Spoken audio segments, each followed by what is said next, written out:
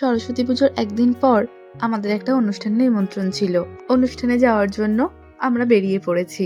অনুষ্ঠানটা আমাদের বাড়ির খুব কাছেই হচ্ছিল। বাড়ি থেকে ওই 10 মিনিট মতো রাস্তা। এখানে ঠাকুর বা প্যান্ডেলটাও খুব সুন্দর করেছিল একটা থিমের উপরে, যেটা ভিডিও শেষে কিছু কিছু দেখতে পাবেন। আমাদের চারপাশের পরিবেশের যেমন অবস্থা সেই অনুযায়ী হয়েছিল থিমটা। প্যান্ডেলের ভিতরে কিছু ছবি আঁকা রয়েছে, সেগুলো এই গ্রামেরই একটা দিদি এঁকেছিল।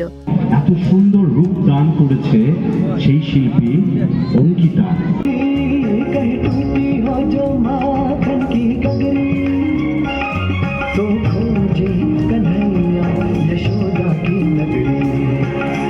আমরা খুব সুন্দর সুন্দরই ওখানে পৌঁছে গিয়েছিলাম এবং অনুষ্ঠান দেখি আর অনুষ্ঠান শেষ হওয়ার পর ঠাকুর দেখে তারপর বাড়ির উদ্দেশ্যে রওনা দেব। অনুষ্ঠান অনেক রাত পর্যন্ত চলছিল।